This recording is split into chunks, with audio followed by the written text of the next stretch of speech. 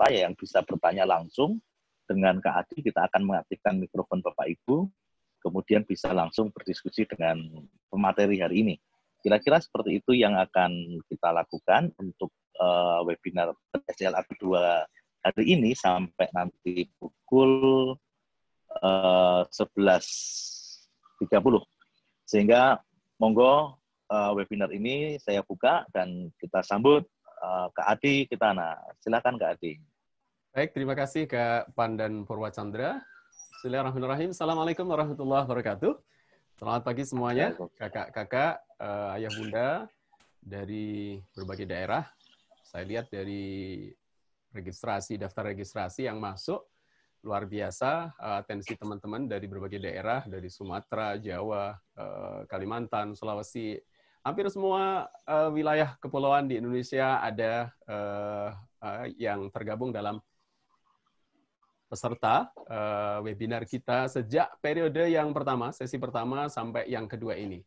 Kita berharap teman-teman akan mendapatkan banyak manfaat dari webinar kali ini, dan bukan semata-mata target untuk tahu, mengerti, tetapi target kita adalah bagaimana kita mau melaksanakan, mempraktekkan apa yang sudah kita miliki, sesedikit apa itu, untuk menghasilkan sebuah karya, berkontribusi, menghadirkan dunia anak-anak Indonesia yang lebih ceria lagi. Baik, teman-teman sekalian, kakak-kakak, ayah bunda, pada kesempatan yang lalu, yang pertama, kita sudah berbicara tentang hal-hal yang menjadi landasan filosofi tentang lagu anak, kemudian juga alasan-alasan mendasar bagaimana seorang pendidik harus menciptakan lagu anak-anak, dan terakhir pada sesi yang ketiga, materi ketiga pada putaran pertama kemarin, kita sudah membahas tentang 3 kompetensi dasar yang pada materi kali ini akan kita ulas lebih mendalam lagi.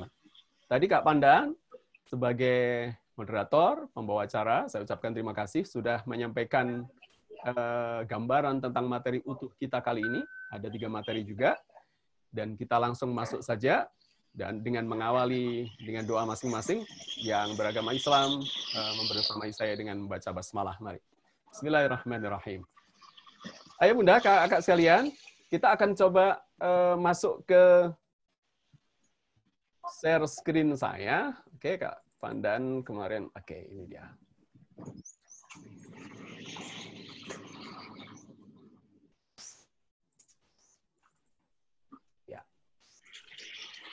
Ini adalah materi kita pada pagi hari ini, selama 1,5 jam ke depan. Introduction to Create Children's Song, sebuah pengantar membuat lagu anak-anak. Saya sangat yakin, ayah bunda dan kakak-kakak semuanya adalah orang-orang yang sudah cukup banyak makan asam garam, berkiprah di dunia pendidikan anak-anak, yang karena kecintaan kepada dunia itulah kemudian terdorong kita untuk hadir pada webinar ini, karena ingin berkontribusi ikut terlibat menciptakan lagu anak-anak yang berkualitas. Ya. Tagline kita berkali-kali kita sebutkan, mencipta lagu semudah tersenyum. Mudah-mudahan itu bukan menjadi sebuah impian beberapa orang saja. Kita sudah buktikan banyak para pendidik yang awalnya dengan kompetensi yang ala kadarnya, tapi kemudian mereka menjadi seorang yang sangat produktif menciptakan lagu anak-anak. Mudah-mudahan termasuk Anda semuanya nantinya ya. Oke, seperti apa materi ini secara keseluruhan? Kita hari ini akan memberi dasar-dasar yang cukup, mudah-mudahan begitu ya harapan kita. Bagaimana seorang harus memahami lagu anak-anak sebelum dia menciptakan lagu anak-anak. 3 hal ini tadi sudah dibacakan Mas Pandan, tentang basic skill, karakteristik lagu anak, dan ide lagu serta pengembangannya.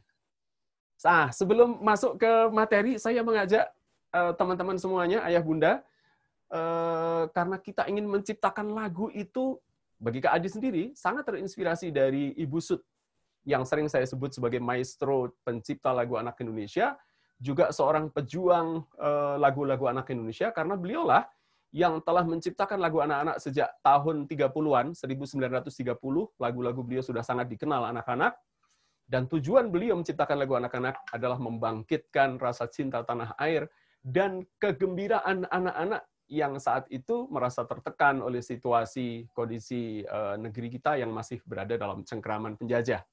Maka hadir Ibu Sud dengan lagu-lagunya, sejak tahun 30, untuk menggembirakan anak-anak.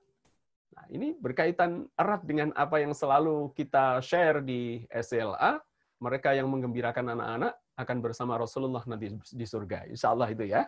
Oke, ini adalah salah satu lagu yang sangat luar biasa karya Ibu Sud. Saya yakin semuanya bisa menyanyikannya. Kita coba nyanyikan bareng-bareng ya. Teman-teman panelis dan semua teman-teman peserta, attendee, kita coba nyanyikan lagu ini bareng-bareng.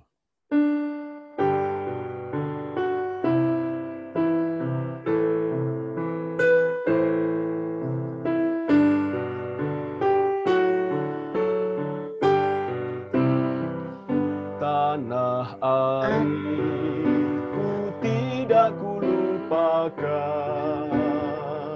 kan terkenang selama hidupku. Biarpun saya pergi jauh, tidakkan hilang dari kalbu. Tanahku yang ku cintai, Engkau ku hargai. Langsung ya. Walaupun banyak negeri ku jalani, yang masyhur permai di kata orang, tetapi kampung dan rumahku, di sanalah ku rasa senang. Tanahku tak kulupakan,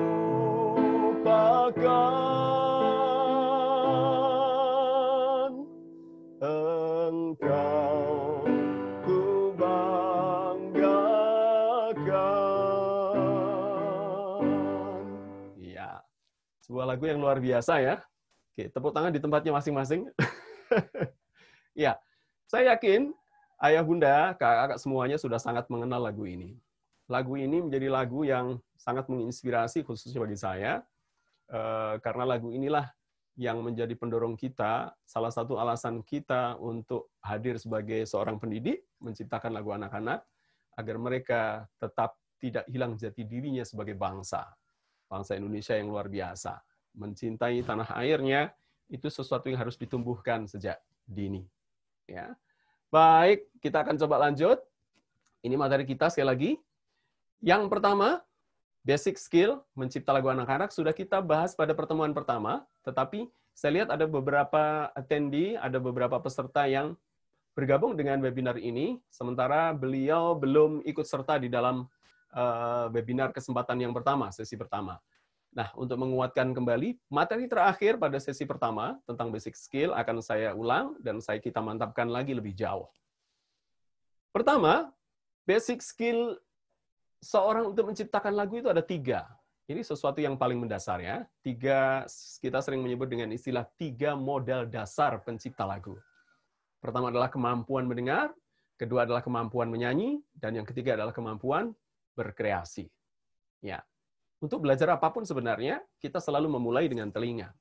Telinga adalah indera yang pertama dihadirkan, difungsikan oleh Allah. Oleh karenanya sebenarnya, melalui stimulasi lagu, ini adalah stimulasi yang paling awal seorang anak bisa merespon lingkungannya. Karena dia sudah bisa mendengar sejak dia berada di dalam kandungan. Oke, ya. Nah, kemampuan mendengar itu tidak sekedar kemampuan yang terkait dengan sehatnya telinga. Ya, tapi kemauan kita untuk mendengar. Lebih jauh tentang mendengar, ini kemarin sudah saya sampaikan, saya juga tulis ini dalam quote saya di beberapa status saya, di Instagram, di Facebook. Jika keheningan adalah puncak estetika keindahan semesta, maka mendengar, sekali lagi mendengar, adalah ibu dari segala kebaikan utama. Ya, kenapa begitu? Coba ayah bunda, kakak sekalian, kita bisa membedakan aktivitas mendengar itu dengan aktivitas mendengarkan. Apa bedanya? Mendengar dan mendengarkan. Tentu berbeda. Mendengar adalah kemampuan pasif, Ya, orang sekedar mendengar. Aku mendengar. Tapi kalau mendengarkan itu adalah kemampuan aktif. Seorang yang ingin berkiprah dalam dunia musik, lagu anak-anak khususnya, maka dia harus banyak mendengar. Lebih khusus lagi mendengar lagu anak-anak.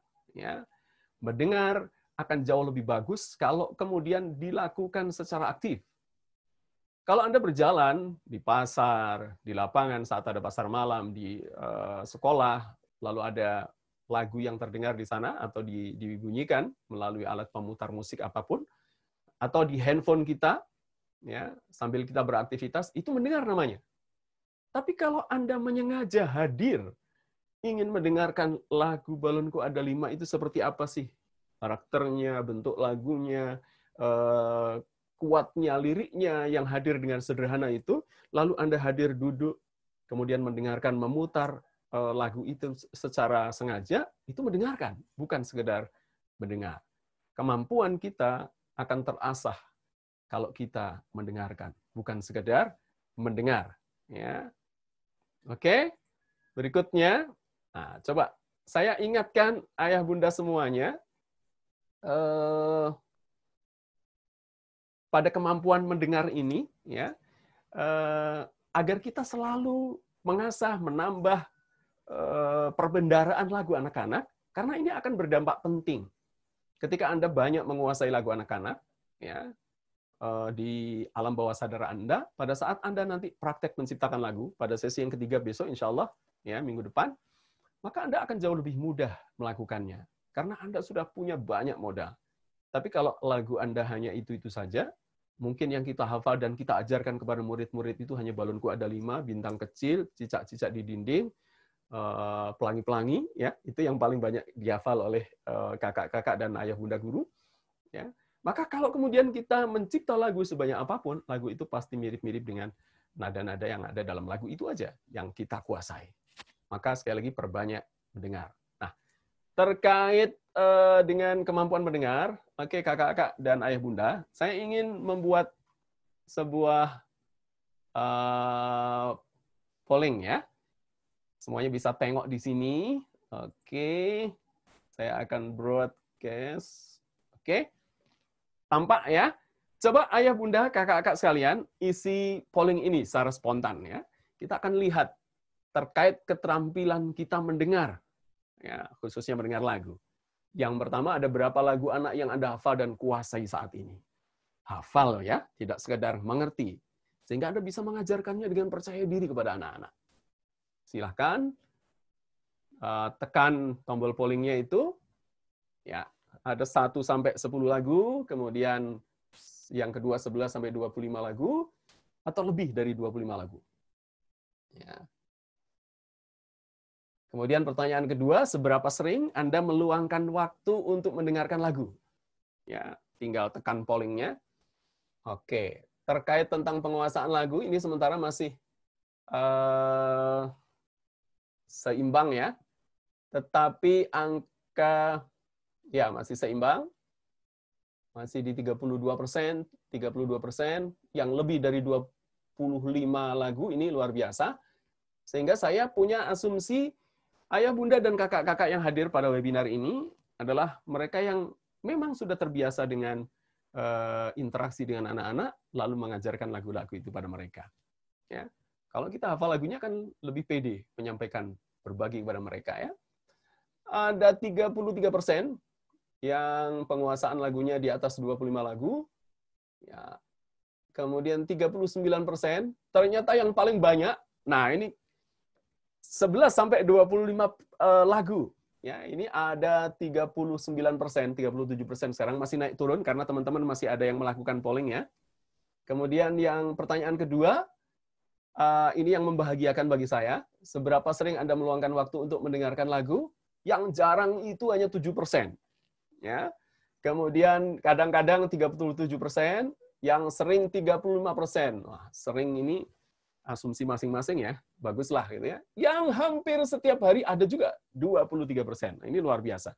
Artinya, Anda adalah orang-orang yang memang sekali lagi terlibat secara aktif dengan dunia pendidikan anak-anak dan tidak pernah ragu untuk menyelami dunia itu dan hadir dalam perasaan ikhlas dan gembira untuk menggembirakan anak-anak melalui lagu-lagu tentu saja. Oke, saya tutup, saya akhiri pollingnya ya. Terima kasih banyak. Terakhir, ya 34% untuk yang lebih dari 25 lagu, dan ini sama angkanya dengan yang 11 sampai 25 lagu. Ini luar biasa ya.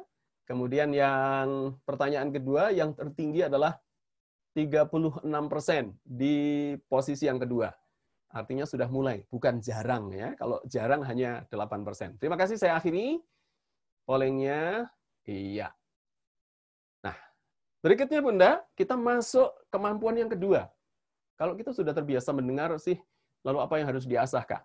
Kemampuan yang berikutnya yang harus diasah setelah kita terbiasa mendengar lagu anak-anak adalah kemampuan untuk bernyanyi, ya, menyanyikan lagu anak-anak. Nah, ini lagu-lagu kita. Semuanya masih ingat mudah-mudahan ya.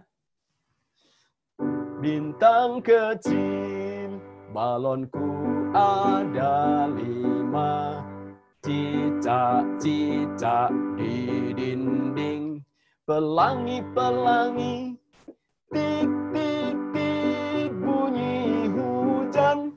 Semuanya saya yakin ayah bunda, kakak masih hafal ya. Aku adalah kemarin paman datang. Burung kutilang gimana? Di pucuk pohon cemara. Tamasya, lagu becak? Pak Ozemi masih ingat lagu becak? Saya mau tamasya. Oke, terima kasih Bunda Wulan. Kota. Ya, ini benar karena Bunda Wulan ini tiap hari memang ketemunya anak-anak ya, nggak akan lupa. Ingatannya dengan masa kecilnya itu masih begitu melekat. Sekali lagi terima kasih Bunda Wulan dan Pak Ozemi serta Kak Pandan yang sudah hadir menjadi panelis kita pada pagi hari ini. Oke, lanjut. Lagu-lagu ini kalau ada di antara Anda yang masih belum hafal, ini lagu-lagu yang sangat mendasar ya. Lagu-lagu yang sudah begitu lama, harusnya ini sebagai awal yang bagus kita untuk kembali mempelajari lagu-lagu itu. Nah, coba siapa yang masih ingat dengan buku yang saya tampilkan ini? Oke. Ingat nggak wajah buku ini? Kalau waktu itu kita masih menjadi murid, mungkin nggak terlalu ingat ya. Tapi yang usia-usianya itu sudah, ya kata Pak Ozemi, kelompok manusia kolonial seperti Kak Adi itu, sangat mengenal buku ini. Buku ini dulu hadir menjadi salah satu buku yang sangat dikenal, menjadi buku sakti para guru waktu itu, karena dia berisi kumpulan lagu-lagu yang saya katakan hampir pasti 80-90%-nya diajarkan pada anak-anak di usia SD. Ya. Kalau TK otomatis lah. Ya. Jadi anak-anak dulu punya setidaknya 3 buku sakti. Indonesia yang Kucinta itu adalah lagu-lagu wajib. Dari Halo Halo Bandung, Hari Merdeka, semuanya ada di buku ini. Ya. Atau sorry, tadi share screen-nya hanya Corel ya, memang ya? Gimana? Share screen-nya ke Adi hanya Corel Draw ya? Oh, no. Di sini hanya muncul Corel Draw webinar SLAga gitu. Oke, jadi teman-teman tidak melihat tayangan-tayangan saya tadi ya? Enggak. Oke, Om Pandan. Sebentar. Padahal yang saya tampilkan di sini, PPT ini yang harusnya. Mungkin bisa di stop screen dulu, stop share dulu Kak Adi. Sebentar, saya tutup. Oke, terima kasih Mas Pandan. Harusnya langsung diingatkan tadi ya. Sebentar. Siap.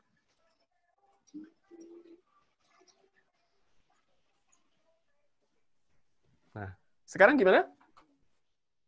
Masih, ya, aman. Oke. Sudah ya?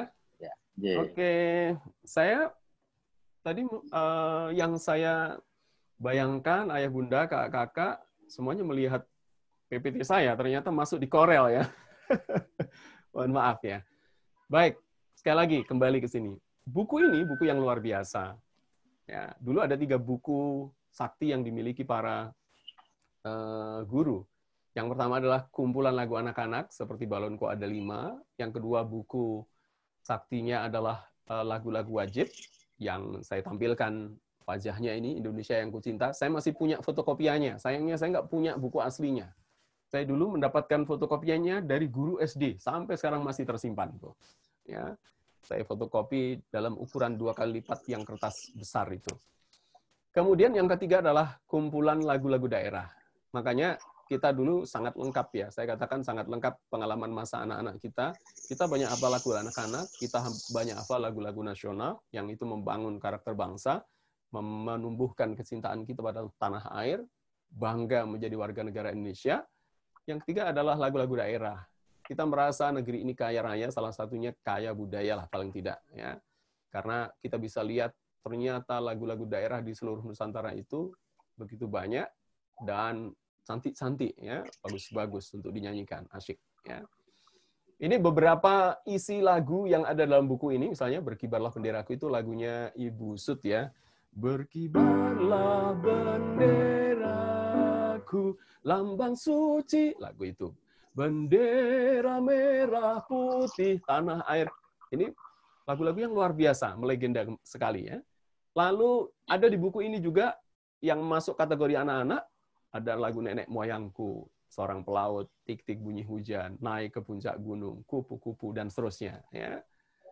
Oke, teman-teman sekalian, terkait dengan kegemaran bernyanyi, kemampuan kita untuk bernyanyi, saya tidak bertanya atau mengarahkan kemampuan itu sampai Anda menjadi seorang penyanyi profesional yang mengikuti kompetisi.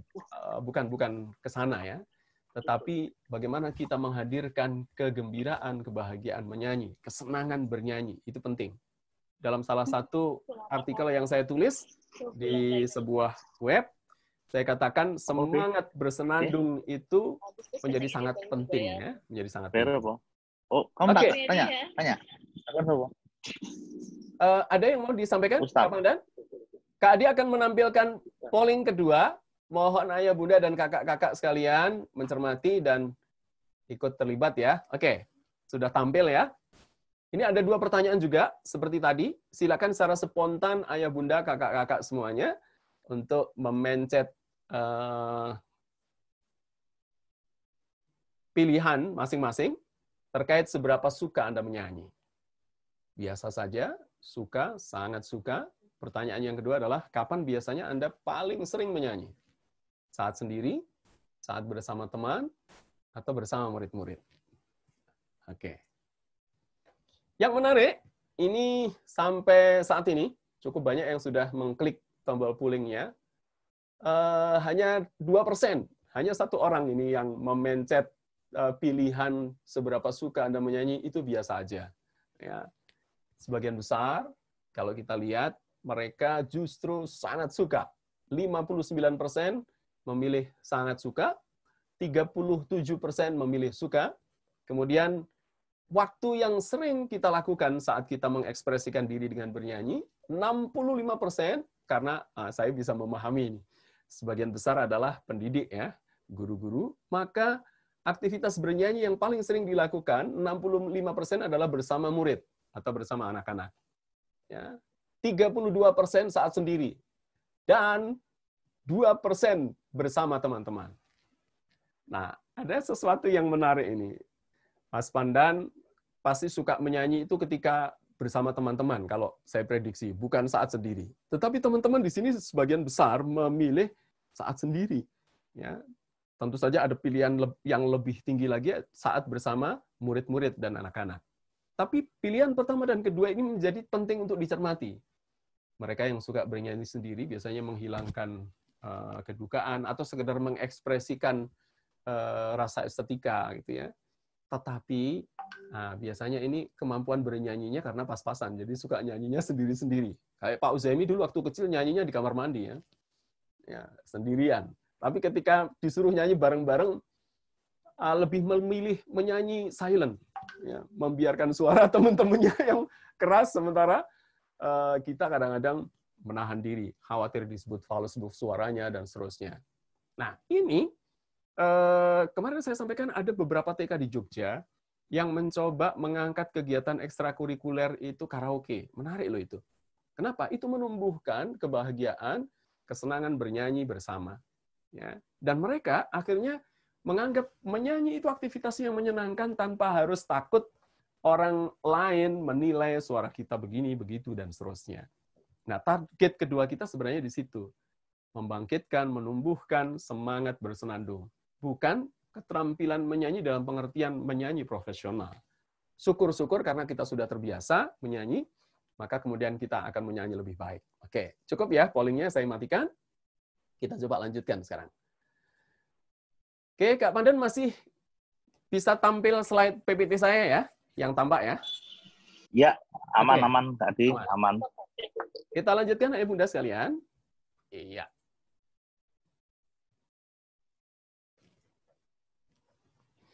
Ini adalah kemampuan yang ketiga.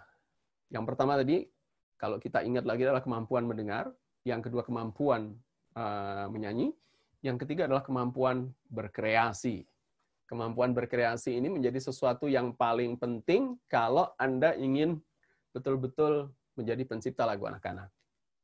Sehebat apapun lagu-lagu pernah Anda dengar dan Anda kuasai, sehebat apapun keterampilan Anda menyanyi, karena banyak orang yang memiliki 1 dan 2 itu, tetapi mereka tidak punya keberanian untuk melakukan yang ketiga, yaitu kemampuan berkreasi. Sesungguhnya hidup itu adalah berkarya. Hidup yang tidak berkarya ibarat langit tak berbintang. Hidup yang tidak berkarya laksana hujan tanpa pelangi. Anda bayangkan kalau hidup kita itu hanya lihat hujan, basah-basah, apalagi orang yang setiap datang hujan kemudian mengeluh, ya hujan lagi gitu ya. Maka hidup kita menjadi terasa berat. Tetapi hadirnya pelangi itu menjadi sesuatu yang memperindah view pandangan kita. Orang yang hidupnya tanpa karya, ibarat hujan tanpa pelangi. Dapat susahnya aja. Ya. Hidup tak berkarya, ibarat pohon tanpa buah. Oke. Nah ini, berkarya atau mati. Ini sering saya jadikan sebagai salah satu prinsip yang saya bagi kepada teman-teman. Sesungguhnya, teman-teman, kita terlahir dengan kreativitas, kemampuan imajinasi yang luar biasa, intuisi dan kecerdasan yang hebat. Ya. Tetapi fakta menunjukkan kepada kita semuanya bahwa orang banyak berlatih untuk tidak menggunakan kekuatannya itu. Ya. Sadar atau tidak, banyak di antara kita yang berlatih dengan sungguh-sungguh itu. Untuk apa? Untuk tidak menggunakan kekuatannya itu. Akibatnya kekuatan itu menjadi lemah dan bahkan hilang tak bersisa.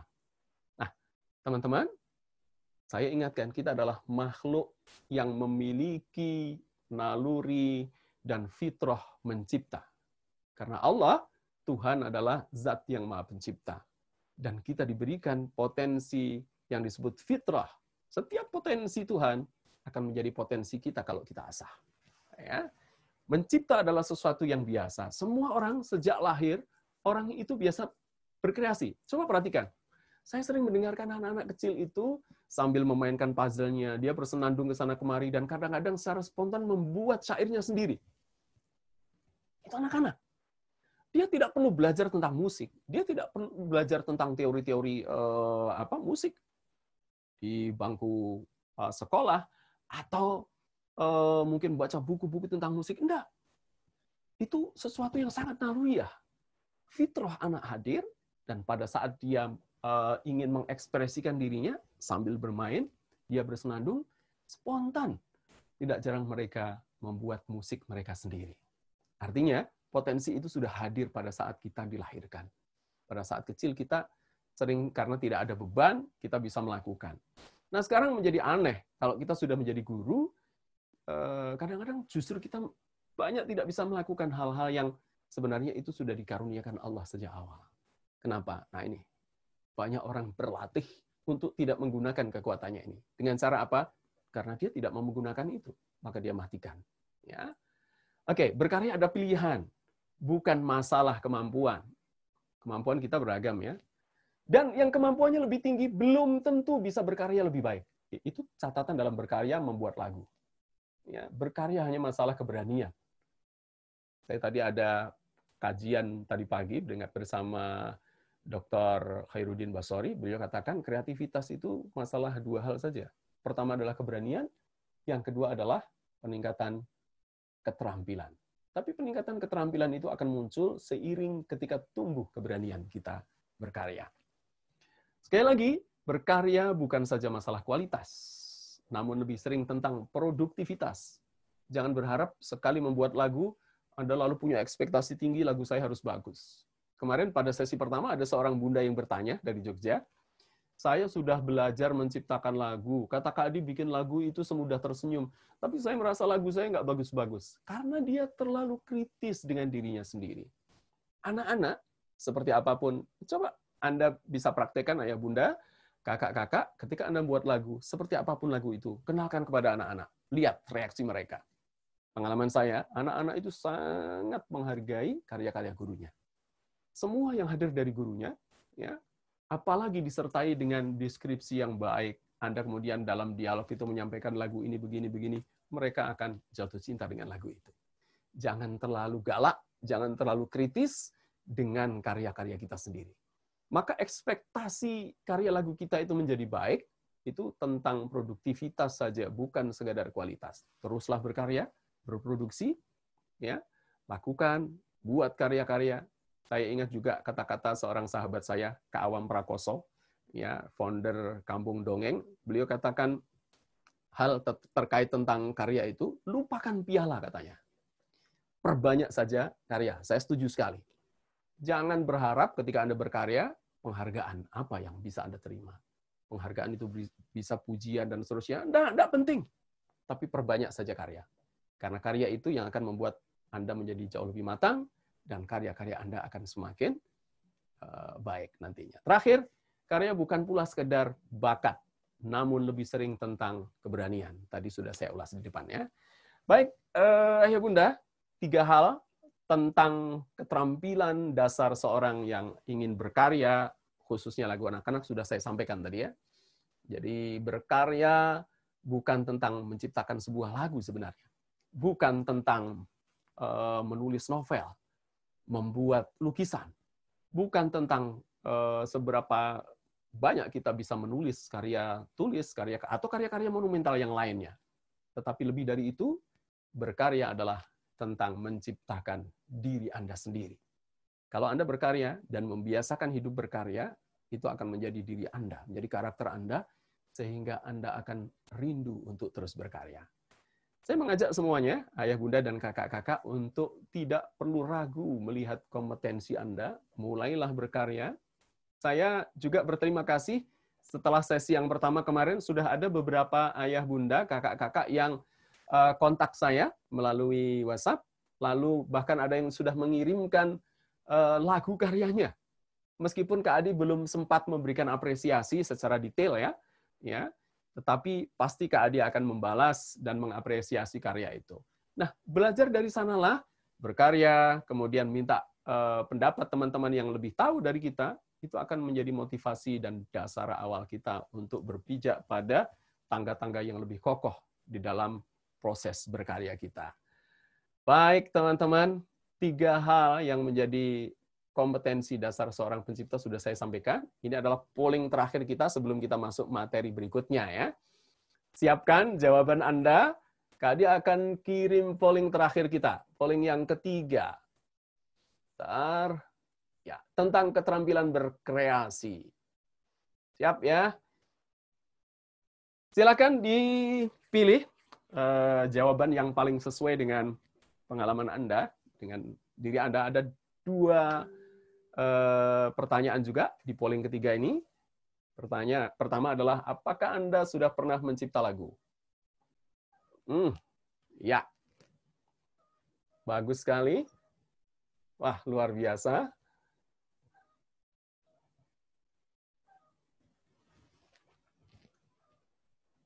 Ya, ayah bunda dan kakak-kakak semuanya, sebagian besar, saya katakan, mungkin ada juga yang tidak memilih, tidak bisa melakukan pilihan maksud saya ya, dia tidak mengisi polling. Tetapi sepanjang yang mengisi polling, saya bisa simpulkan bahwa Anda semuanya sudah pernah menciptakan lagu. Meskipun ada juga yang baru tahap menggubah syair, 39%. Mengubah syair adalah sebuah proses berkarya juga. Itu adalah langkah kreativitas yang sangat penting. Karena kemampuan seseorang membuat lagu, itu bisa diukur dari kemampuannya atas 2 hal. Karena lagu itu memiliki dua unsur. Apa? Syair dan melodi. Kak Adi sering sampaikan itu ya. Kemampuannya menulis syair. Dan yang kedua adalah keterampilan dia untuk menyusun nada-nada yang mengisi syair lagunya itu.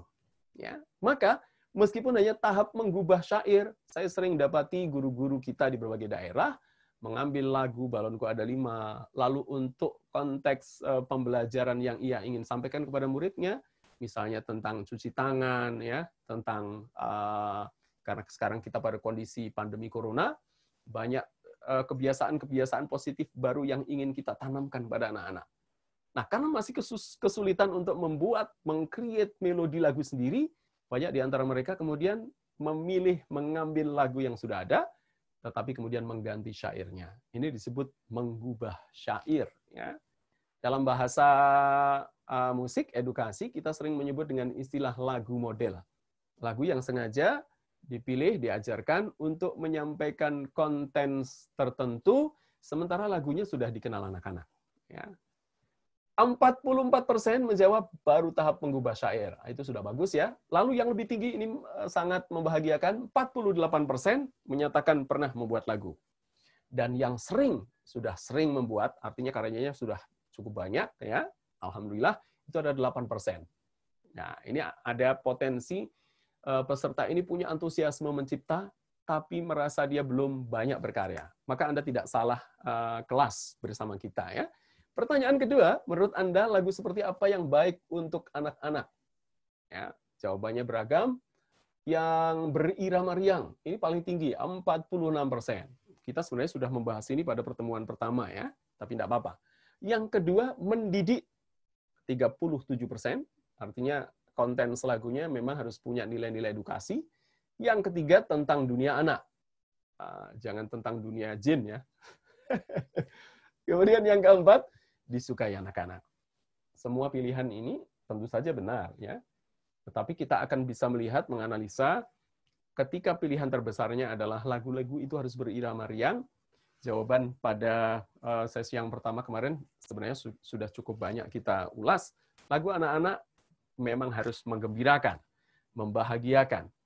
Lagu anak-anak selalu hadir untuk membangun wacana, wawasan keindahan. Tetapi indahnya lagu tidak harus berkonotasi dengan keriangan, dengan emosi yang gembira. Tidak harus. Terima kasih banyak. Pollingnya saya tutup. Ayah, Bunda, baik. Ya. Selanjutnya ini materi yang kedua kita. Ya. Saya percepat supaya nanti kita cukup waktu kayak kemarin untuk bertanya jawab ya. Materi kedua kita adalah tentang karakteristik lagu anak edukatif. Kalau tadi Ayah Bunda paling banyak menjawab lagu anak-anak yang seperti apa sih yang baik, yang cocok untuk anak-anak. Jawaban tertinggi adalah lagu yang gembira, yang iramanya berirama gembira, ceria. Oke lah. Nah, kita akan kembali melihat seperti apa sebenarnya lagu anak-anak edukatif yang kita harapkan hadir dan layak menjadi konsumsi anak-anak. Kita, mohon maaf, sementara ini cukup prihatin dengan lagu-lagu yang banyak beredar dan itu dikonsumsi secara bebas oleh anak-anak, dinyanyikan dengan, ya meskipun mereka tidak selalu paham dengan apa yang mereka nyanyikan, karena tema-temanya jauh dari dunia mereka, rata-rata tentang percintaan. Kalau cintanya tentang cinta-cinta yang indah, yang harmoni, itu baik-baik saja ya, karena mereka pun akan hadir di dunia itu. Tetapi celakanya, lebih buruk dari itu, lagu-lagu percintaan sekarang justru banyak mengeksplorasi hal-hal yang negatif, tentang perselingkuhan, tentang ya hal-hal yang semacam itulah. Oke, kembali ke sini, karakteristik lagu anak-anak itu ada 5. Kalau Anda perhatikan huruf awalnya yang berwarna merah, kita bisa membaca ke bawah musik, supaya mudah diingat. Yang pertama, M-nya adalah mudah. Lagu anak-anak harus mudah. Teman-teman, mudahnya lagu anak-anak itu tidak dipengaruhi oleh syairnya. Anda mau menulis syair yang panjang, menggunakan kata-kata yang sulit, itu tidak terlalu mempengaruhi lagu itu menjadi mudah atau susah. Mudahnya lagu anak-anak dipengaruhi oleh susunan nadanya, dipengaruhi oleh melodinya, bukan oleh syair lagunya. Ya. Yang seperti apa nada yang membuat anak-anak mudah bernyanyi? Perhatikan yang pertama adalah nada yang memiliki wilayah jangkauan yang bisa dinyanyikan oleh pita suara anak-anak. Kita sering menyebutnya dengan ambitus, wilayah nada, rentang lebar rentang wilayah nada yang dikuasai pita suara anak-anak. Dalam beberapa diskusi dengan teman-teman pendidikan musik, banyak di antara mereka yang menyebut lagu anak-anak, terutama anak PAUD, ya, hanya direkomendasikan sekitar 6-7 nada, itu yang paling ideal. Jangan membuat lagu anak-anak yang ambitus nadanya terlalu lebar.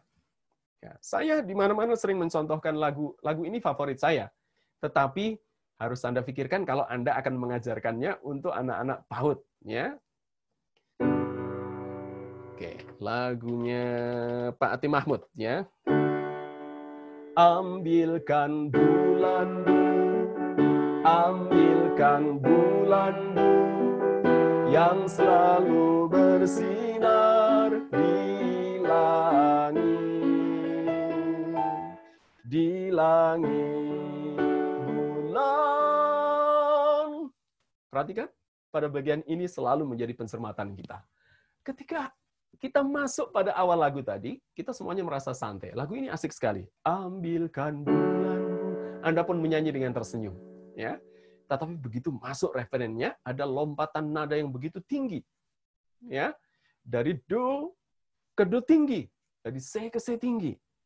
Di langit bulan benderang. Itu hanya bisa dinyanyikan mereka yang sudah terbiasa dan memiliki kemampuan rentang pita suaranya bisa menjangkau nada yang lebar. Tapi anak-anak pada usia PAUD, pada usia TK, kelas-kelas awal, di kelompok awal, itu adalah tantangan yang tidak mudah dijawab. Maka seringkali muncul suara fals anak-anak, karena pita suaranya memang tidak sanggup mengikuti. Di langit bulan benderang. Terserah mereka. Ya, maka muncul suara fals karena mereka tidak sanggup naik. Sementara Anda sendiri pas bagian itu, Anda mengernyitkan dahi, wajah Anda berubah karena nadanya terlalu tinggi.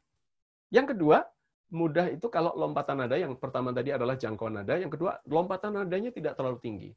Maka di SCLA, Kak Adi sering mengenalkan ada susunan nada melangkah dan susunan nada melompat. Nada melangkah itu yang berurutan. Do, re, mi, fa, sol, la, si, do.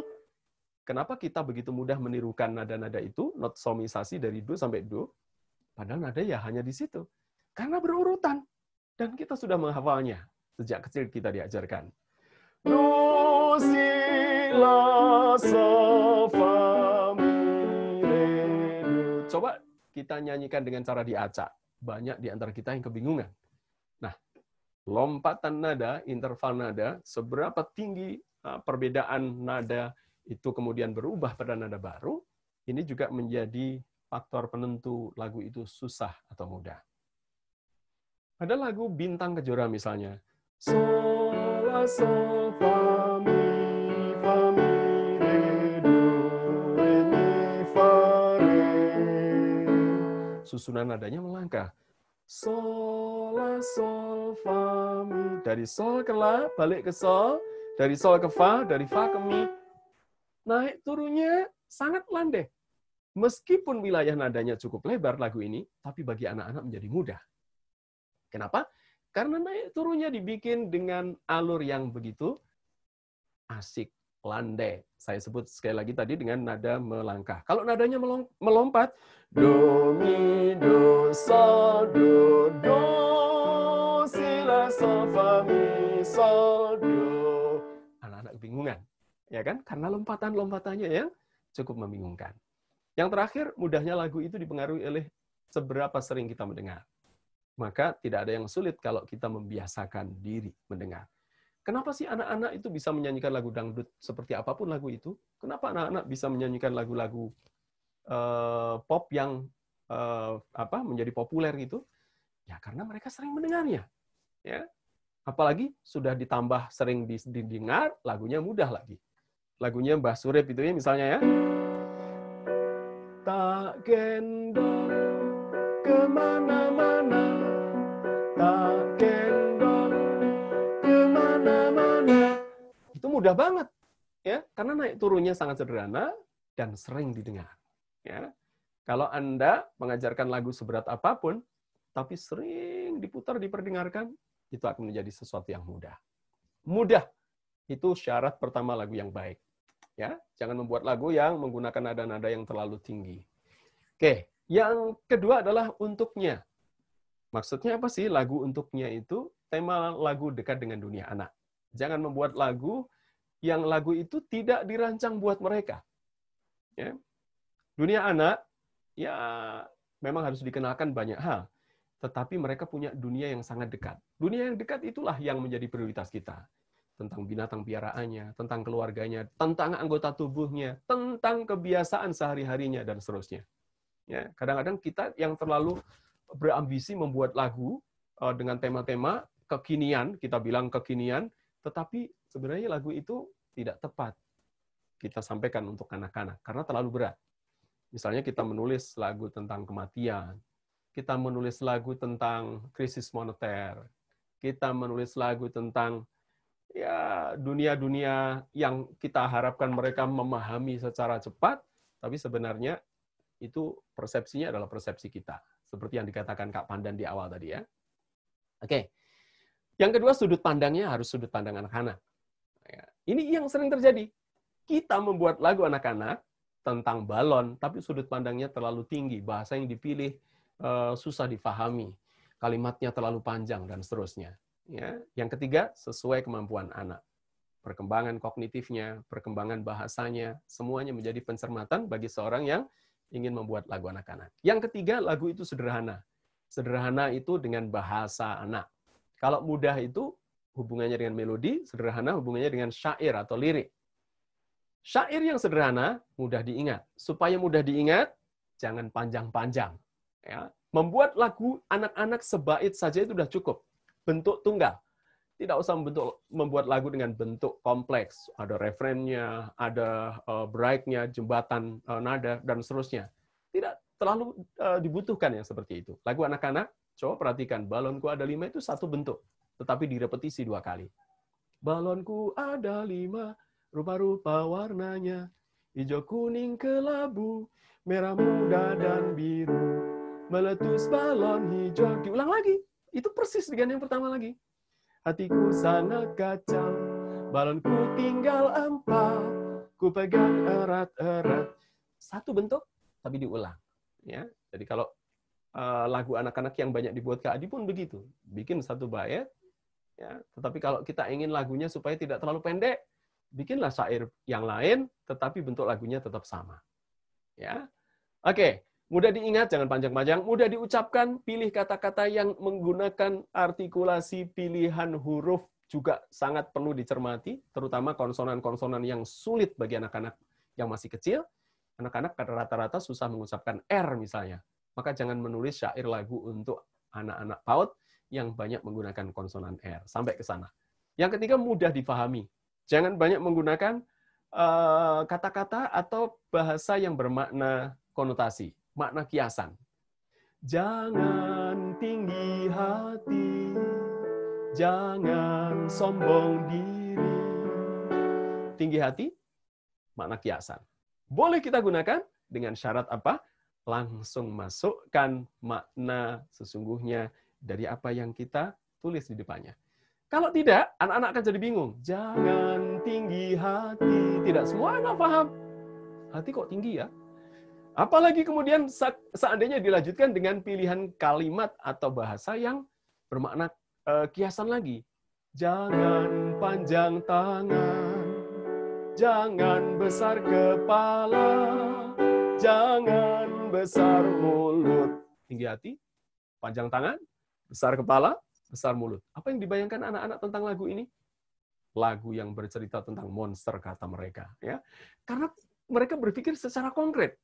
Maka pilih kata-kata yang lugas, apa adanya, dan bermakna langsung. Keempat, indah makna. Jangan khawatir ayah bunda, saya sering banyak keluhan teman-teman yang, Kak, saya susah bikin lagu karena saya nggak bisa bikin syair. Saya nggak bisa bikin syair yang indah. Saya katakan, bukan indahnya kata yang penting. Ya, yang lebih penting adalah indah makna. Positive perception, positive experience, positive vision.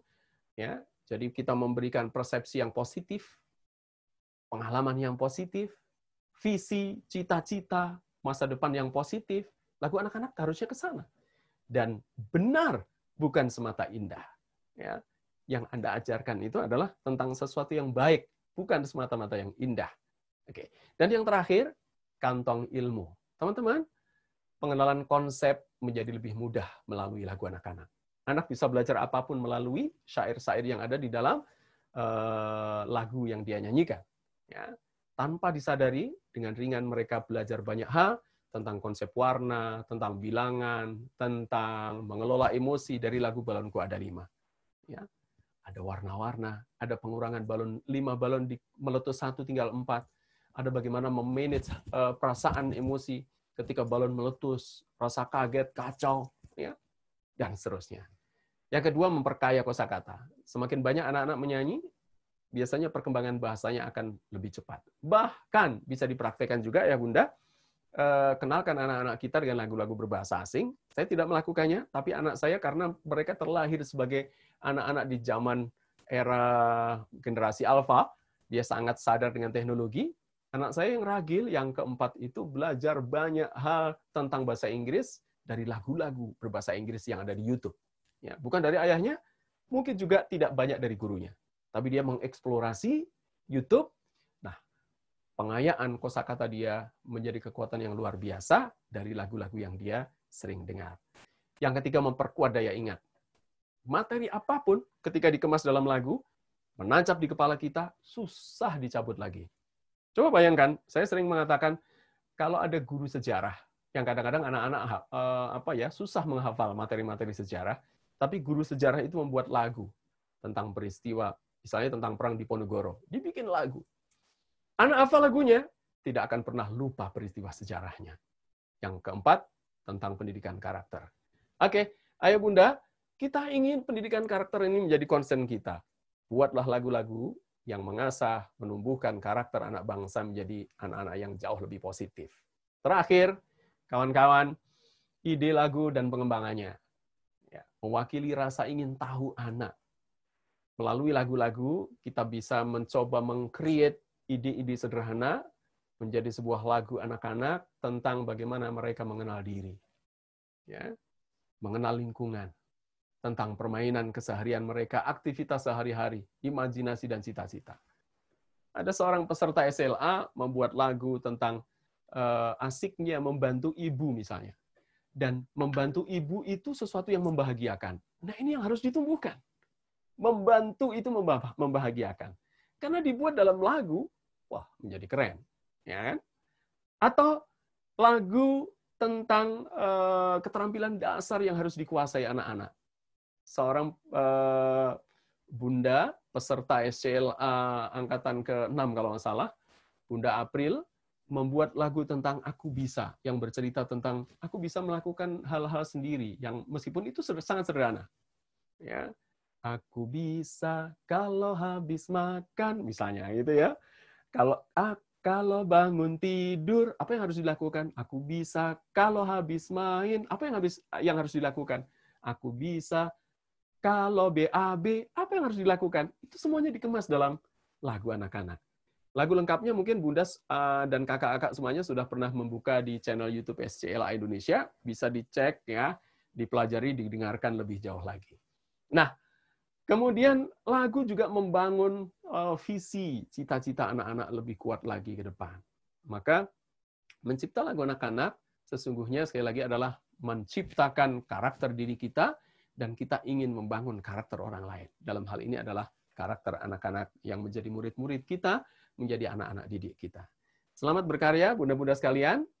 Hilangnya lagu anak berkualitas, kita tidak berharap itu akan melunturkan karakter budaya bangsa. Ya, oleh karenanya saya tunggu Ayah Bunda untuk berkarya. Baik, Kak Pandan, masih ada waktu cukup lumayan kita untuk berdiskusi. Kalau ada pertanyaan secara langsung dari ayah, bunda, kakak-kakak semuanya, silakan raise hand sehingga Kak Pandan bisa menyalakan mikrofonnya. Silakan Kak Pandan. Ya, di stop dulu Kak Adi, share. Oh iya. Share. Baik, mohon maaf. Sebentar. Ya, saya pengen nambahin sedikit ya. Silakan, ini juga ya. untuk pengantar minggu depan. Ya. Ada satu lagu yang selain mudah dari sisi itu juga yang perlu diperhatikan ini sebagai landasan untuk minggu depan juga nanti supaya teman-teman ikut lagi gitu ya. Minggu depan kita akan bahas apa. Nah, contoh ini saya ada satu lagu, saya akan share sebentar. Lagu yang dari tadi dinyanyikan oleh Kak Adi, Balonku Ada 5, yang beberapa waktu lalu juga sempat agak kontroversial. Tapi ini saya memainkan satu lagu yang dinyanyikan oleh Friends.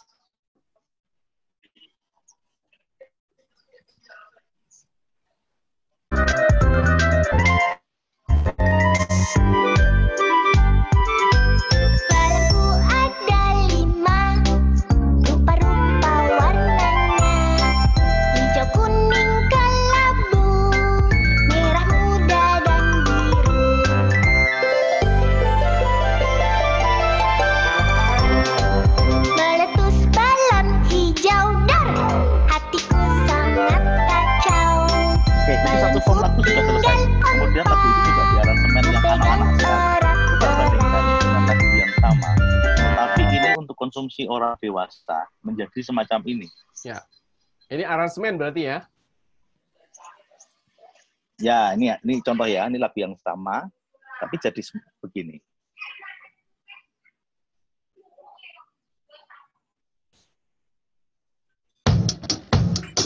Balonku, yeah.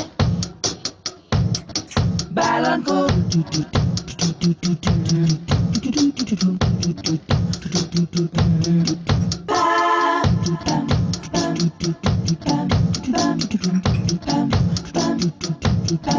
balonku ada 5, rupa-rupa warnanya, merah, kuning, kelabu, merah muda dan biru, meletus balon hijau, hatiku sangat kacau, balonku tinggal 4, ku pegang rata-rata.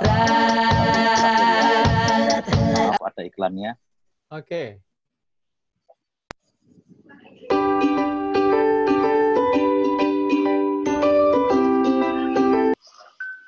Ini dia balon cekila.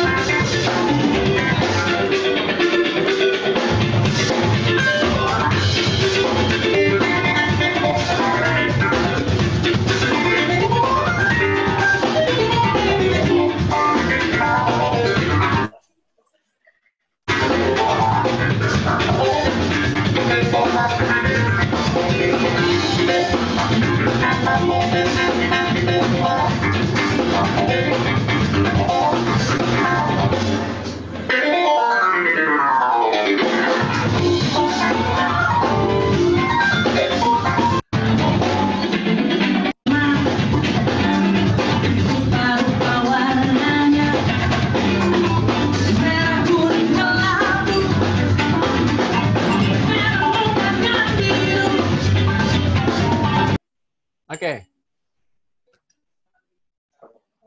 Ya, itu akan kita bahas minggu depan. Artinya sebuah lagu yang juga sederhana itu nanti masih ada satu hal yang disebut dengan aransemen ya, yang nanti akan juga mempengaruhi terhadap mudah apa ya, sederhana dan mudah untuk anak-anak itu ya. Jadi memastikan teman-teman besok minggu depan ikut lagi. Nah, Monggo yang mau bertanya ini di Q&A Oke. sudah ada pertanyaan, nanti ang raise hand Yang juga raise ini hand ada dulu, Bunda kita Ratna. Ya, satu pertanyaan yang Bunda langsung dulu, Ratna Kak ya. Pandan. Oke. Saya bukakan dulu mikrofonnya untuk Bunda Ratna. Silakan Bunda Ratna. Silakan Sudah Bunda Ratna. bisa mengaktifkan mikrofon. Ya, Bunda Ratna sudah Dimatikan, bergabung bersama diaktifkan kita. mikrofonnya, Bunda Ratna. Silakan di unmute mikrofonnya dan bertanya. Assalamualaikum warahmatullahi wabarakatuh. Waalaikumsalam warahmatullahi wabarakatuh. Ya, silakan Bunda Ratna. Saya Ratna Julianti dari salah satu mahasiswi STPI Bina Insan Mulia Yogyakarta. Oke, Kak Ratna. Ya, dalam cipta lagu, saya masih kesulitan dalam menentukan nada yang berbeda dengan lagu yang telah saya tulis dan rekam sebelumnya. Nah, pertanyaan saya, bagaimana agar pengetahuan atau kekreatifan dalam menentukan nada itu bertambah luas gitu. Gitu ya. Terima kasih. Oke. Kak Pandan, saya jawab langsung dulu ya. Siap. Ya, monggo. Bunda semuanya, ini pertanyaan yang sangat banyak disampaikan di berbagai seminar atau workshop cipta lagu ya. Seringkali kita merasa mudah saat menyusun kalimat-kalimat, tetapi saat kemudian menentukan melodi, kita merasa, oh kok melodi saya mirip dengan lagu yang itu dan seterusnya. Kok kembalinya ke situ lagi, ke situ lagi. Saya katakan tadi di awal, ini adalah terkait dengan kemampuan kita dan seberapa banyak lagu-lagu itu kita kuasai. Maka harus dimulai dari banyak mendengar tadi. Ya.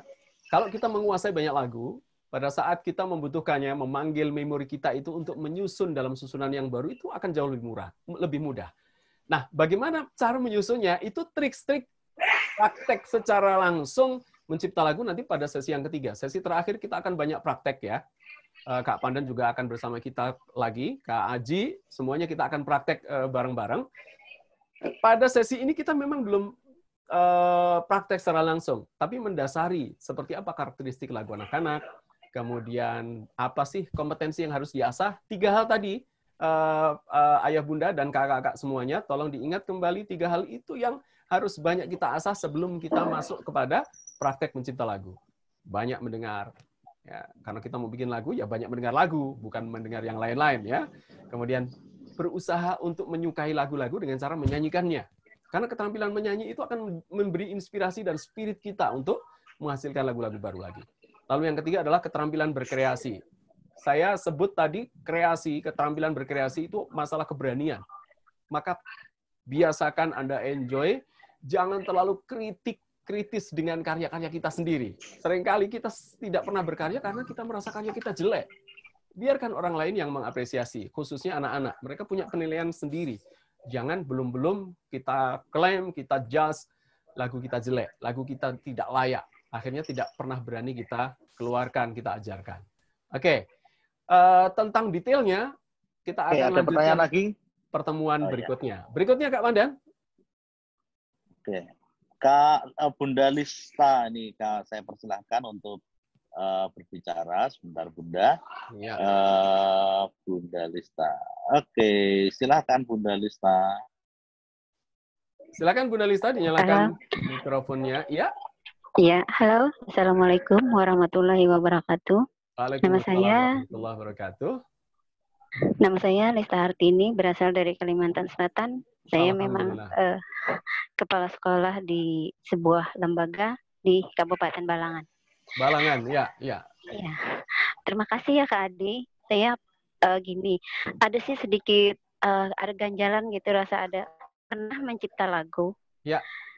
Ya, saat itu mengikuti juga sih lomba cipta lagu gitu. Cuman saat itu saya masih menggunakan aransemen lagu yang sudah kebanyakan dipakai seperti balonku atau begitu ya. Tapi syair lagunya saya sendiri yang buat. Cuman pakai aransemen itu. Karena saya sih punya organ tunggal. Cuman kurangnya pembelajaran saya itu ya Pak ya. Misalnya untuk menguasai organ itu saya sepertinya belum mampu gitu. Nah, jadi kemarin saya pakai aransemen itu. Tapi ternyata sih orang nggak ini, tapi saya nggak putus asa. Tapi kalau menurut Kak Adi, apakah itu kalau saya misalkan pakai arrangement orang itu salah ya, Kak? Oke. Enggak.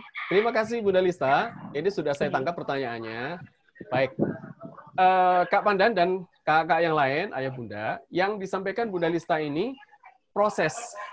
Ini sudah masuk proses kreatif, yaitu mengubah syair. Yang beliau tadi menyebut saya pakai aransemen, tetapi saya yakin yang beliau maksudkan adalah Bunda Lista membuat lagu dengan syair baru, tetapi menggunakan iringan musik yang sudah ada. Artinya lagunya nggak berubah, ya, melodinya nggak berubah, hanya dirubah syairnya, begitu Bunda Lista ya? Iya betul, Pak. Itu masuk Betul, kategori, itu termasuk kategori mengubah syair. Dalam konteks dunia pendidikan itu diperbolehkan. Kita menyebutnya dengan istilah lagu model. Itu tidak hanya di Indonesia, di berbagai negara juga dipakai, ya.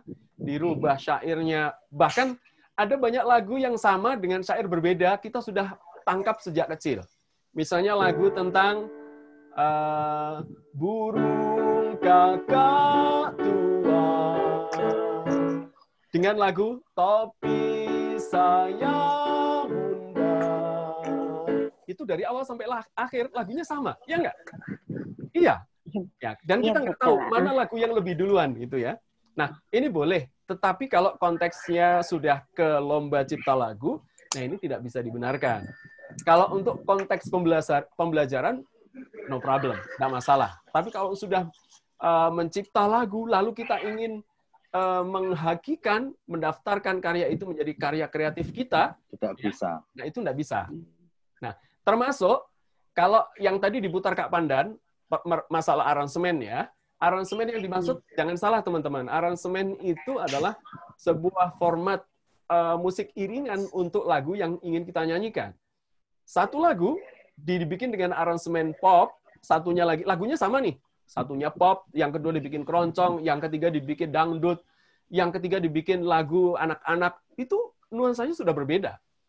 Nah, tidak jarang seorang aransemen itu memasukkan arranger itu memasukkan daya ciptanya sangat dominan di situ. Seperti tadi Mas Tompi ya. Kak Tompi membuat aransemen lagu Balonku, tapi lagu Balonkunya sudah hilang. Ya. Yang diambil hanya syairnya.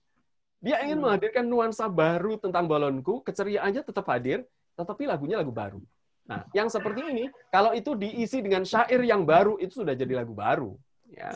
Oke, Bunda, lebih jauh, tunggu pada kesempatan ketiga, besok Kak Pandan juga minggu depan. Ya. Pada pertemuan ketiga, dan kita akan praktek besok. Terima kasih, Bunda Lista. Tambahan sedikit, untuk kita memang terbiasa mendengar lagu-lagu yang seperti itu. Contoh, Ibu Kita Kartini dengan O Inani Keke, itu lagu yang mirip, coba dinyanyikan aja. Ada bagian yang mirip dari O Inani Keke dan Ibu Kita Kartini. Itu. Jadi memang itu menjadi sebuah karena kebiasaannya begitu ya. Gitu. Tapi minggu depan kita akan bahas. Ini masih ada pertanyaan lagi Kak Adi? Ya. Dari Bu Neneng ya, kita akan bukakan mikrofonnya. Bu Lista saya disable dulu. Bu Neneng, monggo Bu Neneng, Bunda Neneng untuk bertanya. Oke, Kak Pandan lebih cakep kalau wajahnya tampak ini videonya. Wah, saya terlalu gendut Kak Adi. Sudah kelihatan ya? Oke. Monggo Bunda Neneng. Silakan Bunda Neneng dari Jakarta ini. Monggo, tidak respon bergabung ya. bersama kita. Silakan dinyalakan mikrofonnya supaya bisa menyampaikan. Bunda Neneng, kita tunggu hitungan ketiga, nggih. 1. Assalamualaikum warahmatullahi wabarakatuh. Waalaikumsalam warahmatullahi wabarakatuh. Terima Silakan, kasih. Ya, terima kasih atas kesempatannya. Untuk bertanya, saya Neneng Siti Solihah dari IGRA, PD IGRA Jakarta Timur. Iya. Akan bertanya, senang sekali nih bisa bergabung dengan Kak Adi. Pertanyaan saya sangat sederhana. Yang pertama, bagaimana kiat-kiat agar mood kita selalu stabil atau konsisten saat mengarang lagu? Yang kedua, bagaimana cara membuat aransemen lagu yang murah tanpa harus ke studio? karena karena memang sudah banyak lagu. Kendalanya itu saat pembuatan aransemen. Terima kasih atas kesempatannya. Iya, Bunda Assalamualaikum Neneng. warahmatullahi wabarakatuh. Waalaikumsalam warahmatullahi wabarakatuh. Ya, membuat aransemen yang murah meriah, Kak Pandan. Ya. Yang dipahami tentang aransemen. Minggu depan ini Kak Adi dulu aja ya. Iya, iya. Minggu depan kita bahas. Kalau aransemen iyalah minggu depan. Kemudian pertanyaan yang pertama tadi tentang apa, Kak Pandan? Bentar. Mungkin Bunda Neneng bisa diulang. Saya fokus bahas. Mohon maaf, Bunda. Iya, bagaimana kiat-kiat agar mood kita, mood kita selalu stabil atau konsisten saat mengarang lagu.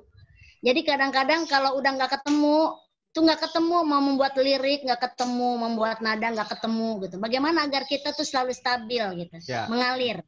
Baik, kita bisa belajar dari teman-teman dari berbagai bidang yang lain. Misalnya, sahabat kita Mas Fauzil Adim, yang banyak kita kenal di dunia parenting ya dan psikologi anak, beliau sering menekankan terkait keterampilan menulis. Menulis ini bisa menulis apapun sebenarnya. Kalau kita cari dalam materi kita bisa menulis lagu juga. Keterampilan menulis itu tidak bisa hadir begitu saja kalau kita hanya menggunakannya saat-saat tertentu. Maka keterampilan itu harus terus-menerus diasah. Kalau beliau mengatakan setiap hari harus menulis. Sesuatu yang menjadi kebiasaan, ayah bunda dan kakak-kakak, maka itu akan hadir spontan tanpa difikirkan. Kalau kita inginkan mood untuk menciptakan sesuatu itu datang dengan lancar, dengan mudah, maka Anda perlu membiasakannya. Mereka yang hanya bikin lagu, ya 3 tahun sekali nunggu event lomba cipta lagu, nah ini pasti banyak kesulitan. Sangat berbeda kalau teman-teman yang, misalnya nih, Kak Adi dulu tahun 93 mendirikan Sanggar Seni Anak Islam, Salama. Di situ setiap pertemuan saya harus mengajarkan lagu, dan tuntutannya adalah lagu baru. Efeknya apa? Maka saya terus berkarya. Semakin sering berkarya, maka tidak pernah ada kesulitan untuk menghadirkan karya-karya baru. Ya, membiasakan, menghadirkan kebiasaan itu sebagai bagian dari mood. Ya, bahkan kalau Mas Fauzil Adim mengatakan jangan mendewakan mood. Memang seniman itu banyak dipengaruhi mood. Iya, Kak Adi juga merasakan. Tetapi kalau kita sudah membiasakan, sering melakukannya, ya, maka mood itu akan menjadi bagian dari diri kita. Panggil saja, karena di kepala kita sudah banyak, ya, maka insya Allah itu akan jauh lebih mudah. Mereka yang jarang-jarang melakukan sesuatu, nah itu butuh perjuangan yang lebih keras. Membiasakan. Rutinitas. Ya. Mau liriknya aja dulu. Iya. Terkait Jadi aransemen akan kita jawab pada pertemuan yang ketiga besok, Bunda Neneng ya. Ya, untuk masalah berkarya Kak Adi, mungkin saya bisa nambahin dikit. Ya. Kita target aja setiap 1 minggu bikin 1 lagu, gitu. Target aja, artinya 1 minggu itu kan luangkan waktu sehari 20 menit untuk berpikir, artinya 1 minggu total 1 lagu. Nanti dalam 1 bulan total kita punya 4 lagu untuk stok. Jadi nanti suatu ketika itu akan sangat bermanfaat. Ya. Saya mengalami sendiri Kak Adi, lagu yang saya buat 10 tahun yang lalu, Juga pada masa pandemi ini bisa dipakai gitu. Ya. Artinya kadang kita tidak ada ruginya lah. Betul Kak Pandan? Itu masalah teknis ya. Perkara target teknis, Bunda Neneng bisa di... Ya, terima kasih. Ya, masalah target. Masalah target itu teknis, itu menjadi pilihan kita sendiri. Kita mau mencoba membiasakan berkarya itu sebulan sekali, seminggu sekali. Kalau YouTuber saja kan paling enggak seminggu sekali harus mengeluarkan karya baru ya, yang harus diupload. Bagi seorang pencipta lagu, seminggu sekali itu sangat ideal. Jangan setiap hari malah. Ya. Jangan setiap hari. Seminggu, kenapa jangan setiap hari? Atau jangan lebih-lebih jangan sehari bikin 10 lagu. Kayak yang dilakukan Kak Pandan sama Kak Adi ketika ada project. Kita ya. Itu kemarin saya juga saya dan Kak Pandan itu pernah dalam waktu 2 minggu kita harus menyelesaikan 60 lagu anak-anak. 60 lagu dalam 2 minggu, dan itu harus selesai menciptanya, sekaligus aransemennya, sekaligus merekam dengan suara anaknya. Nah, karena ini sebuah proyek yang harus tuntas, ya kita nggak punya pilihan. Tetapi target ideal, kalau kita ingin membangun itu sebagai budaya kita, di sesi awal saya katakan, sebenarnya perkara mencipta adalah membangun karakter kita sendiri, maka bangun kebiasaan rutin. Mencipta lagu jangan terlalu menjadi rutinitas yang terlalu dekat. Kenapa? Idenya nanti akan berbaur satu sama lain. Lagu kita masih akan dipengaruhi lagu sebelumnya. Mirip-mirip. Lagunya jadi mirip-mirip. Tapi kalau seminggu sekali, itu target yang bagus. Di sebelah saya, hadir sebagai panelis, ada Bunda Dewi ya, yang meskipun beliau belum menargetkan mencipta lagu seminggu sekali, saya lihat sangat produktif membuat lagu anak-anak ya. Insya Allah nanti pada kesempatan berikut kita akan juga banyak sharing dengan kakak-kakak yang lain. Ada Bunda Dewi, ada Bunda Yekti terkait pengalaman beliau menciptakan lagu anak-anak. Oke, Kak Pandan. Mungkin ini masih kita beri kesempatan pertanyaan yang dari Q&A. Yang Q&A masih sudah kita handle Kak Adi, aman. Okay. Ini masih ada 2 yang reset, ada Bunda Ainun. Kita persilakan dulu ya. Ini mungkin 2 pertanyaan terakhir ya, karena ini waktunya sudah 90 menit. 2 pertanyaan terakhir ini nanti untuk Bunda Ainun dan Bunda Nur Harneli. Dan sambil silakan dicek di chat, itu saya share untuk form untuk presensi. Tolong diklik, bukan dengan presensi di chat ya. Jadi form itu diklik, kemudian tolong diisi, karena nanti setelah melakukan presensi, otomatis sertifikatnya bisa keluar. Monggo, saya share lagi ini untuk linknya, silahkan diklik, nanti akan diarahkan ke tampilan Google Form. Monggo untuk Bunda Ainun, saya persilahkan bertanya. Ya, silakan Kak Ainun atau Bunda Ainun. Dinyalakan mikrofon. Sudah terdengar, Kak? Sudah. Ya. Alhamdulillah. Assalamualaikum warahmatullahi wabarakatuh. Waalaikumsalam warahmatullahi wabarakatuh. Terima kasih kesempatannya. Saya Ainun, mahasiswi Universitas Lampung, dan juga sekaligus mengajar di PAUD Al-Hikmah Lampung Tengah. Ya. Nah, tadi sudah beberapa ada pertanyaan dan sudah dijawab oleh Kak Adi. Salah satunya mungkin ini berkesinambungan dari yang tadi. Ya, boleh. Silakan. Ya, kalau dari saya, apakah lebih baik membuat banyak lirik lagu, baru nanti kita pilah-pilah beberapa yang di aransemen, atau lebih baik satu lagu kemudian kita dalemin baru di aransemen gitu, Kak. Terima kasih, Bang. Ya. Baik, terima kasih Kak Ainun tentang bagaimana proses ini. Sebenarnya materinya besok juga Kak Pandan ya. Tapi nggak apa-apa, saya buka sedikit. Setiap orang mencipta lagu dengan karakternya masing-masing. Karena mencipta lagu itu sesuatu yang sangat-sangat pribadi, sangat subjektif. Kalau Kak Endang Wardiningsih, salah satu teman kami di Sanggar Salama, mengatakan bahwa mencipta lagu itu adalah perkara yang sangat subjektif. Setiap orang punya caranya sendiri. Nah, besok Kak Adi, Kak Pandan akan sharing sedikit bagaimana teknik-teknik sederhana membuat lagu, khususnya lagu anak-anak. Kalau ditanyakan oleh Kak Ainun tadi, apakah kita membuat banyak syair dulu, kemudian memilah-milah, kemudian baru membuat aransemennya, atau satu lirik syair dulu, lalu kita dalami, kita jadikan betul aransemennya sampai jadi, direkam dan seterusnya. Ini hanya masalah pilihan. Dua-duanya bagus menurut saya. Yang pertama bagus karena kita menjadi punya stok. Stok ini penting. Kadang-kadang begini, Kak Adi sering mengalami nih, bikin lagu, saya bikin aransemen musiknya dan melodi lagunya sudah ketemu, tapi syairnya mentok. Nah, dengan kita punya kumpulan tulisan tentang lirik lagu, kita menjadi punya satu folder yang nanti ketika kita kesulitan, kita bisa ambil gitu ya. Oh, syair saya yang kemarin belum jadi lagu, padahal ini ada lagu baru yang saya buat, belum ada syairnya. Ya. Atau ada juga teman yang lain bikin lagu itu nggak nulis syair dulu, langsung bikin melodi.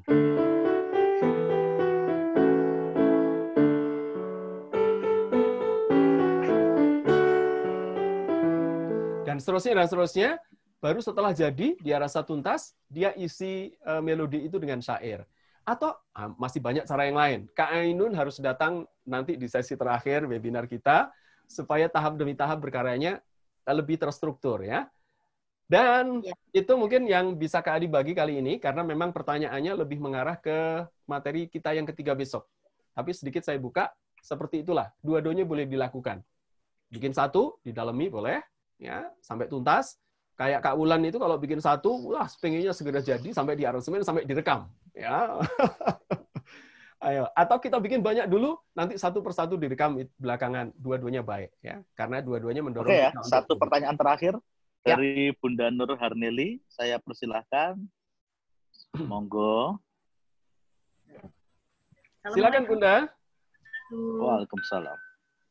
Saya Bu Eli dari Kalsel. Salam hormat. Silakan Bunda Eli. Oh, Bu Eli dari Balangan. Dari Balangan, ya.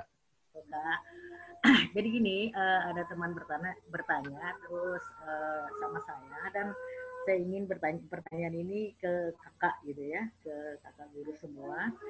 Untuk lagu anak ini, apakah boleh menggunakan melodi genre dangdut? Kalau nggak boleh, mengapa tidak boleh? Demikian Kak. Wassalamualaikum warahmatullahi wabarakatuh. Saya aja yang jawab juga Adi ya. Silakan Kak Pandan. Ini penggemar lagu dangdut soalnya ya. Bu Eli sering konsultasi juga ya. Jadi begini, tadi mungkin sudah lihat yang saya contohkan dari balonku. Ya. Jadi sebetulnya ini juga materi minggu depan juga, makanya tadi sudah tak buka sedikit dan itu ternyata memancing banyak pertanyaan Kak Adi ya. Sehingga insya Allah minggu depan juga semuanya masih pada hadir.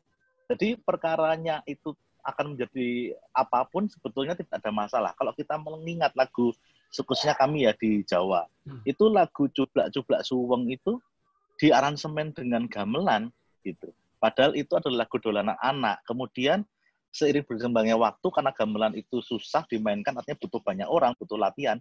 Akhirnya Cublak-Cublak Suweng dimainkan dengan alat musik angklung, dengan yang lainnya yang akan lebih mudah diaplikasikan di dalam lingkungan. Jadi permasalahan itu akan dibuat dangdut atau apa, saya kira itu bukan menjadi masalah, hanya lebih kepada segmennya kemana gitu. Jadi kalau misalnya ke anak-anak, tadi mungkin kita bisa cari aransemen yang riang, yang sound-soundnya meriah, menggunakan synthesizer. Kalau misalnya nanti tiba-tiba lagu itu akan dinyanyikan pada forum yang agak lebih dewasa dikit, biar nggak terlihat anak-anak, bisa kita buat agak lebih pop atau jazz. Kemudian misalnya untuk jogetan, misalnya nanti misalnya nih anak-anak TK, anak-anak SD ada lomba nari, kemudian akan menggunakan lagu Cublak-Cublak Suweng, bisa kita bikin jadi dangdut.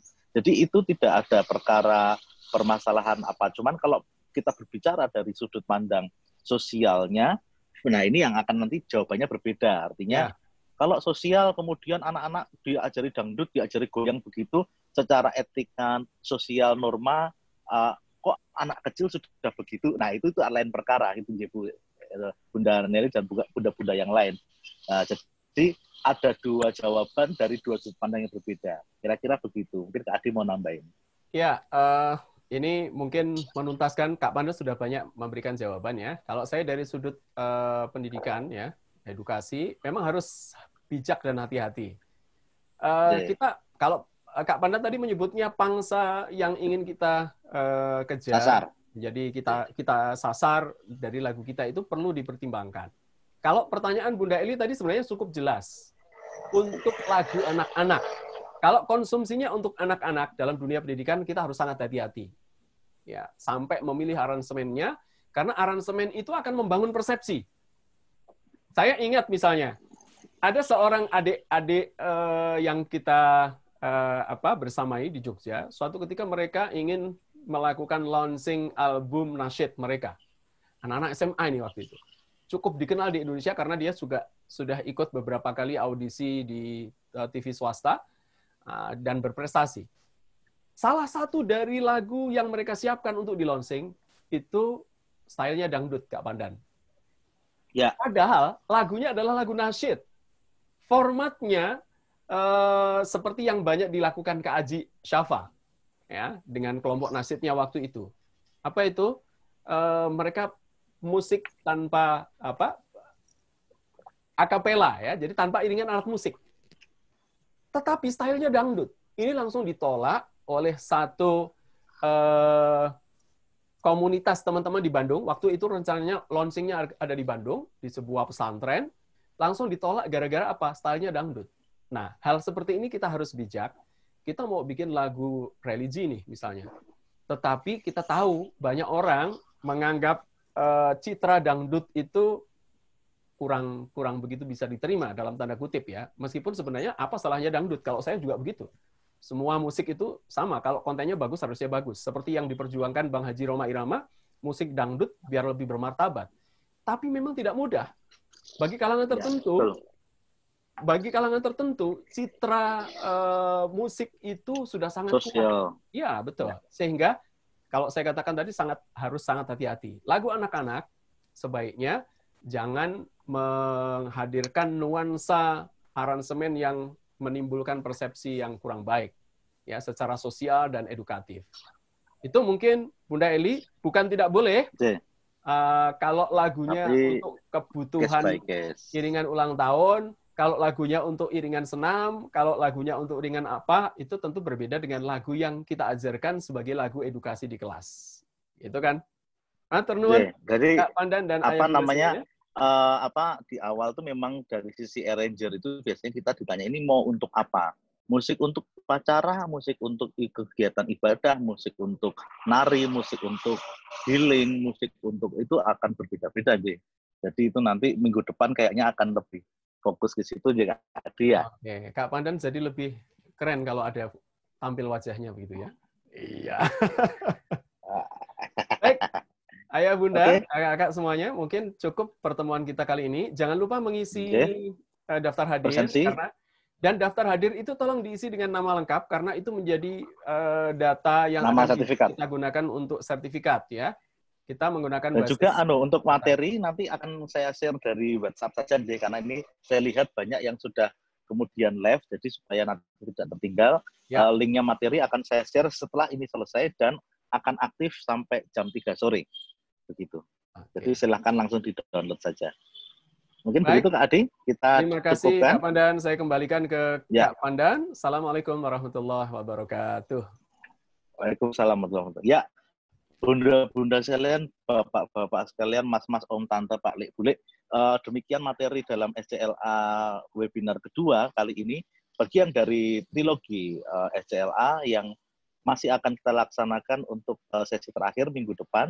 Jangan lupa untuk join pada pukul 10 tepat, karena ruangan ini akan dibuka pukul 10 tepat supaya kita tidak saling membuang waktu dan kuota, sehingga jika Bapak Ibu itu connect sebelum jam 10, pasti akan munyer-munyer gitu ya, pasti. Jadi silahkan ruangan nanti akan saya buka jam 9.59 atau 1 menit sebelum jam 10, monggo silahkan nanti join jam 10, kemudian kita akan memulai itu jam 10:05.